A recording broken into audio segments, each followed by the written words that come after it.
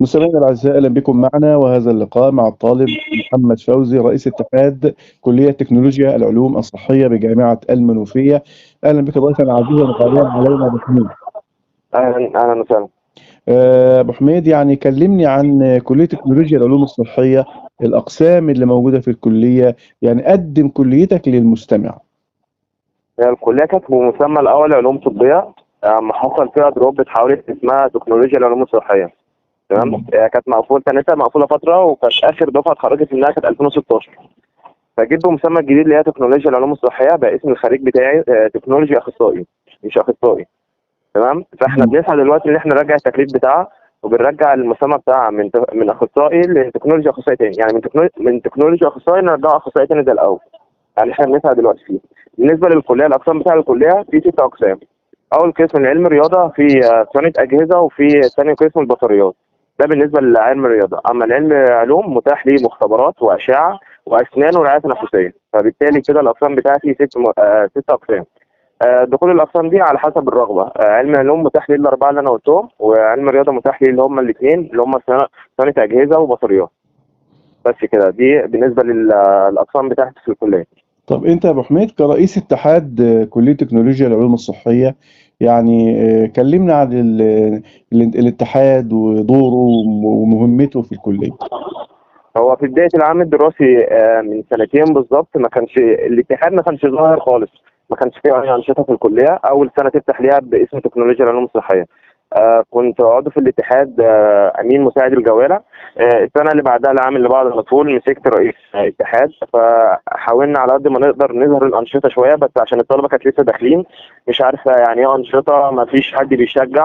فالسنة دي الحمد لله، يعني الحمد لله، بعد التعاون مع وكيل الكلية والعميد الجديد بتاعنا الدكتور هاني الجبل، قدرنا نعمل أنشطة. بالنسبة للأنشطة الرياضية، شاركنا في الخماسي على مستوى الجامعة وطلعنا للدور ال 16.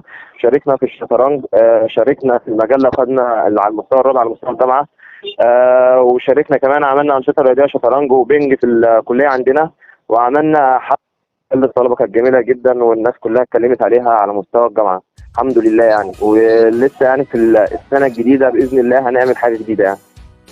تمام يا ابو حميد، كليه تكنولوجيا العلوم الصحيه، يعني لو انا قلت للمستمع الكريم الكليه دي مستقبلها شايفه ازاي؟ يعني ايه اهميه الالتحاق كطالب بهذه الكليه؟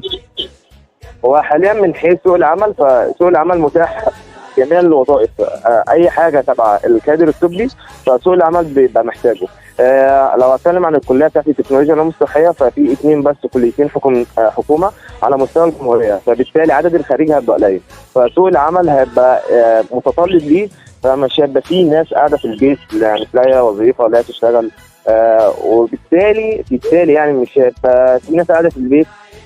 اي حد هيطلع يتعب على نفسه بره، عشان الفرص العمل بره حلوه قوي قوي. بالنسبه كمان لصيانه اجهزه. تمام. طيب تمام.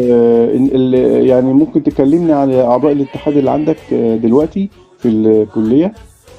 هو حاليا الاتحاد 16 عضو، بيتكون رئيس الاتحاد نائب رئيس الاتحاد مع حضرتك اللي هو محمد فوزي الجندي. نائب رئيس الاتحاد عبد الرحمن الجندي. في عندي 6 لجان: لجنه ثقافيه في رؤيه وفي محمود، ولجنه علميه في مريم، وفي هشام، والجان الثاني مش متذكر اسمهم دلوقتي حاليا بالظبط.